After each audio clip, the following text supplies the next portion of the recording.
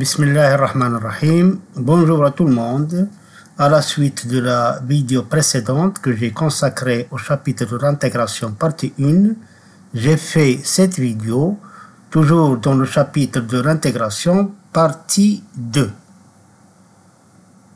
Les questions que j'ai choisies pour cette partie, c'est ENSA 2022 Q11, ENSA 2018 Q9, ENSA 2022 Q12 et ENSA 2019 Q7. Je commence donc par la première question. Alors pour la faire, je vais donner un petit résumé de la fonction arctangente pour les élèves de SP, sciences physiques, et SVT, qui n'ont pas vu au programme cette fonction. La fonction arctangente, par définition, c'est la fonction réciproque de la restriction de la fonction tangente sur l'intervalle moins pi sur 2, pi sur 2. Vous savez bien que si une fonction f est continue et strictement monotone sur un intervalle i, alors il admet une fonction réciproque définie sur f de i. Cette fonction-là, que nous avons appelée la fonction arctangente, elle est continue et dérivable sur R. Elle est définie, continue et dérivable sur R. Et de plus, c'est une fonction qui est impaire. Alors, nous avons la relation suivante. Quel que soit x appartient à R, quel que soit y appartient à l'intervalle moins pi sur 2, pi sur 2. Si on a y est égal à arctangente de x, alors x égale à tangente de y, et aussi si x égale à tangente de y, alors y est égal à arctangente de x, bien sûr, avec ces conditions-là. C'est la relation qui lie la fonction f-1 et f. En général, si on a y est égal à f-1 de x, c'est équivalent à x est égal à f de y. Vous devez connaître ces valeurs usuelles de la fonction arctangente. Alors, j'ai fait ce tableau-là. C'est le tableau des valeurs usuelles de la fonction tangente inversée. Bon, nous avons par exemple, je commence par lire la deuxième colonne. Pour tangente de 0, elle est égale à 0. Tangente de pi sur 6 est égale à 1 sur racine carrée de 3. Tangente de pi sur 4 est égale à 1. Tangente de pi sur 3 est égale à racine carrée de 3. Et puisque la fonction arctangente, c'est la fonction réciproque de la fonction tangente, et en se basant sur cette équivalence, on obtient donc arctangente de 0, c'est 0, arctangente de 1 sur racine carrée de 3 est égal à pi sur 6, arctangente de 1 est égal à pi sur 4, arctangente de racine carrée de 3 est égal à pi sur 3. Et puis, vous devez connaître ces relations-là, les relations de dérivabilité. Quel que soit x appartient à R, la dérivée de la fonction arctangente, c'est 1 sur 1 plus x carré. Et les primitives de la fonction f de x qui est égale à 1 sur 1 plus x carré, bien sûr, c'est la fonction arctangente. Grand f de x est égal à arctangente de x plus c. Et bien sûr, si on dérive arctangente de i de x, la dérivée de la composée arctangente de i de x, c'est i' de x sur 1 plus i de x au carré en se basant sur la formule de dérivation de la composée. Et par suite, qu'est-ce que c'est qu'une primitive de i' de x sur 1 plus i de x au carré? Ce sont les fonctions grand f de x égale à arctangente de i de x plus c. Voilà donc l'essentiel de ce qu'il faut connaître sur la fonction arctangente. Je passe donc à la première question. ENSA 2022 Q11. Il s'agit de calculer l'intégrale de 0 à 1 de a moins x carré sur 1 plus x au carré dx. Alors, elle est égale à quoi? Nous avons ces choix-là. Grand A est égal à pi sur 2 plus 1. Grand B pi sur 2 moins 1. C pi sur 4 moins 1. Et D c'est moins pi sur 4 moins 1. Première méthode. On ne va pas faire de calcul, on va analyser ces choix-là, ces propositions, en se basant sur le fait que cette fonction-là, si x appartient à l'intervalle 0, 1, alors cette fonction elle est supérieure ou égale à 0 et inférieure ou égale à 1. f de x, si on l'appelle f de x est compris entre 0 et 1, donc son intégrale de 0 à 1, il va être supérieur ou égal à 0 et inférieur ou égal à l'intégrale de 0 à 1 de 1 dx, une primitive de 1 cx, entre les valeurs 0 et 1, c'est 1. Donc cette intégrale, on remarque bien que cette intégrale-là, elle est comprise par cette fonction, quel que soit x appartient à l'intervalle 0, 1, 1 moins x carré sur 1 plus x carré, elle est comprise entre 0 et 1. Et on trouve donc que cette intégrale, comme je l'ai expliqué, elle est comprise entre 0 et 1. Donc la bonne réponse doit être comprise entre 0 et 1. On constate que pi sur 2 plus 1 est supérieur strictement à 1. Donc à éliminer, je passe à pi sur 4 moins 1. C'est pi sur 4 moins 1, il est inférieur strictement à 0. Il est négatif. Et d, il est négatif. Donc la seule proposition qui satisfait à l'encadrement, l'intégrale comprise entre 0 et 1, c'est b. Donc, cette intégrale est égale à pi demi moins 1. Donc, nous n'avons fait aucun calcul, seulement en éliminant les propositions qui ne satisfont pas à cet encadrement. Je passe à une deuxième méthode pour voir dans d'autres cas, si les choix ne sont pas donnés de cette manière, on ne peut pas utiliser la méthode d'élimination, donc on doit calculer cette intégrale. Donc, l'intégrale de 0 à 1 de 1 moins x carré sur 1 plus x carré dx, on l'écrit, par exemple, moins l'intégrale de 0 à 1 de x carré moins 1 sur 1 plus x carré, je multiplie ici par moins 1 et ici par moins 1, et puis je vais ajouter 1 ici au numérateur et retrancher 1. Donc, on va avoir x carré plus 1 moins 2 sur 1 plus x carré, et en faisant la décomposition, x au carré plus 1 sur 1 plus x carré est égal à 1. Et il nous reste donc moins 2, moins 1, c'est moins 2 sur 1 plus x carré. Et par suite, cette intégrale est égale, donc une primitive de 1, c'est x. Une primitive de 2 sur 1 plus x carré, c'est une primitive de 2 fois 1 plus x carré. Une primitive de 1 sur x carré, c'est arc tangent de x. On obtient donc x moins 2 arc tangent de x dont les bornes sont 0 à 1 avec le signe moins que nous avons déjà ici. On applique donc l'image de 1, ça fait 1 moins 2 fois pi sur 4, c'est-à-dire 1 moins pi sur 2, et l'image de 0, c'est 0. Avec le signe moins, ça donne donc pi sur 2 moins 1. Je passe donc à la deuxième question. ENSA 2018 Q9. Il s'agit donc de calculer l'intégrale de 0 à 1 de x à la puissance 4 fois x au carré plus 3 dx. Donc si on veut procéder de la même manière, on constate que cette expression-là est comprise entre 0 et 1 aussi. Donc son intégrale de 0 à 1 va être comprise entre 0 et 1. Or, pi sur 4 est compris entre 0 et 1. 2 tiers est compris entre 0 et 1. Pi sur 4 moins 2 tiers est compris entre 0 et 1. Ce qu'on peut éliminer, c'est d. Tout simplement, ce nombre-là n'est pas compris entre 0 et 1. Mais il nous reste à confirmer est-ce que c'est A, est-ce que c'est B, est-ce que c'est C. Et par suite, on va passer au calcul directement. Donc, on calcule l'intégrale de 0 à 1 de x à la puissance 4 x carré plus 1 dx. On ajoute ici 1 et on retranche 1. D'accord? Donc, on l'a écrit x à la puissance 4 moins 1 plus 1. Et x carré moins x à la puissance 4 moins 1, c'est une identité remarquable. C'est x carré moins 1 facteur de x carré plus 1.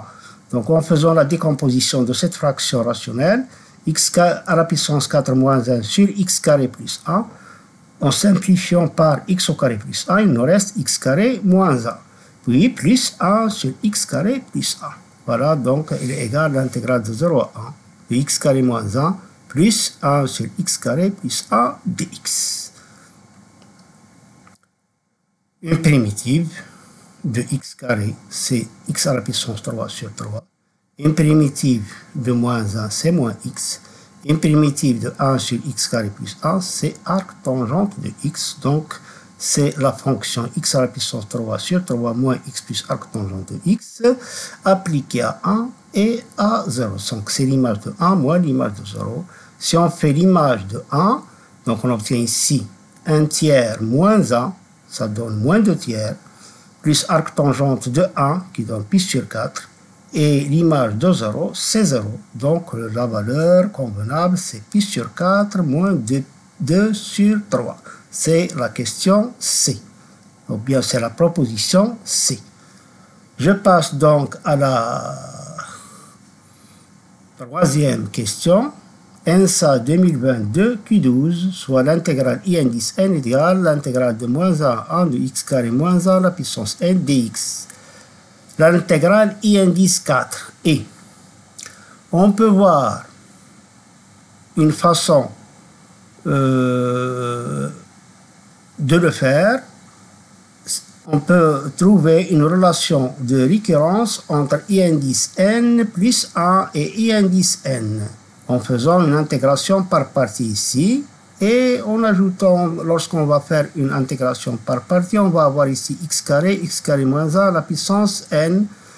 Donc x carré ici, on peut ajouter 1 et retrancher 1 pour pouvoir factoriser et on trouve bien une relation entre I indice n plus 1 et I indice n.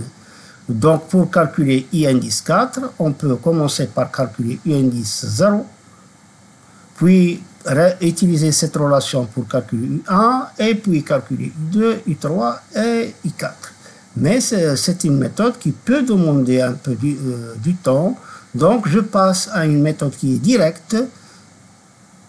Alors, les connaissances dans laquelle que je vais utiliser pour cette méthode, premièrement, le développement de A plus B à la puissance 4, suivant le binôme de Newton. Donc, c'est A à la puissance 4, les coefficients du binôme ici. Donc, on peut les retrouver par le triangle de Pascal. On trouve que les coefficients sont 1, 4, 6, 4, 1. Donc, A plus B à la puissance 4 est égal à A à la puissance 4 plus 4A à la puissance 3B plus 6A au carré B au carré plus 6A B à la puissance 3 plus B à la puissance 4. Puis, nous avons une technique. Si f est une fonction continue et paire, alors l'intégrale de moins a de f de x dx est égale à 2, l'intégrale de 0 à a de f de x dx. Je vais utiliser ces deux connaissances pour arriver au résultat. Donc, pour alléger les calculs, je vais utiliser cette dernière connaissance. On voit bien que la fonction qui a x associée x carré moins 1 à la puissance n est paire. Donc, je peux utiliser le fait que I indice 4 est égal à 2 fois l'intégrale de 0 à 1 de x carré moins 1 à la puissance 4. Pourquoi ça? Parce que lorsque je vais calculer une primitive de cette fonction, et je vais l'appliquer à 0, le calcul de l'image de 0, ça se fait rapidement. Donc, égal à 2, l'intégrale de 0 à 1, on va développer cette puissance suivant cette formule-là. On obtient donc ces deux l'intégrale de 0 à 1 de x à la puissance 8 moins 4x à la puissance 6 plus 6x à la puissance 4 moins 4x carré plus 1 dx, un polynôme, une primitive d'un polynôme.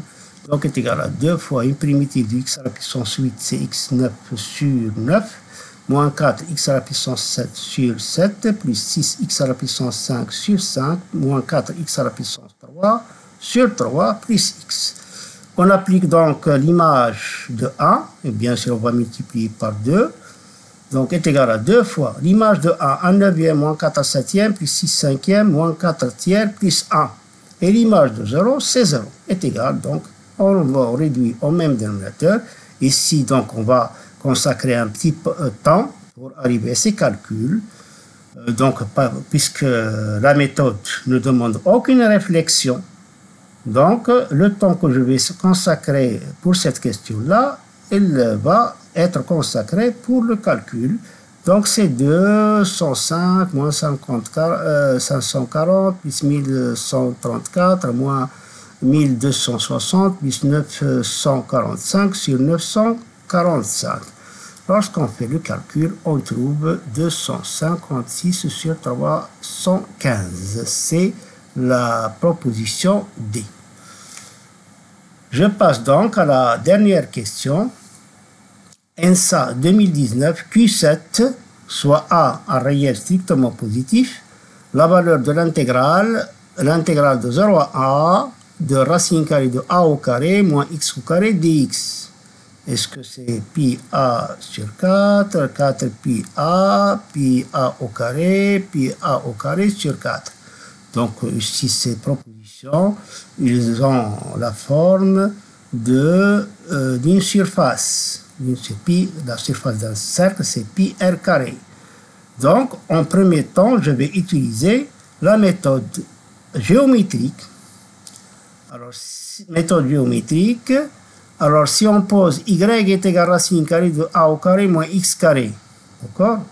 Y est égal à racine carrée de a au carré moins x carré, et on élève au carré, on obtient donc x carré plus y carré est égal à a au carré.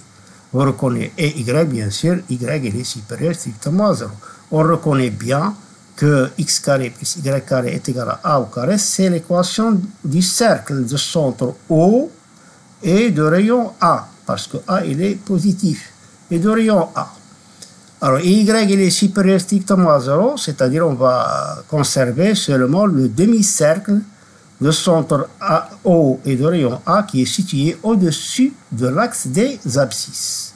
Donc la courbe de la fonction f qui a x associé racine carrée de a au carré moins x carré est le demi-cercle de centre O et de rayon A. Et par suite, voilà, donc j'ai fait ce diagramme pour bien voir les choses. Voilà donc la courbe C indice F, c'est le demi-cercle de centre O et de rayon A. Alors, l'aire du domaine limité par la courbe C indice F, l'axe des ordonnées, c'est-à-dire la droite d'équation x est égal à 0 et x est égal à A, c'est l'intégrale de 0 à A de f de x dx, c'est-à-dire l'intégrale de 0 à A de racine carrée de a au carré moins x carré dx, c'est l'intégrale demandée. Donc, alors on va calculer d'abord l'aire limitée par la courbe C indice f moins a et a, c'est-à-dire l'aire du demi-cercle. Alors l'aire de ce demi-cercle est pi a au carré sur 2. D'accord? Pi a au carré, c'est l'aire du cercle tout entier, pi r carré. Mais si on calcule la surface d'un demi-cercle, donc c'est pi a au carré sur 2. Et ça, c'est le quart du cercle. Le quart du cercle, donc l'intégrale demandée est égale à pi a au carré sur 4. C'est l'aire du quart du cercle.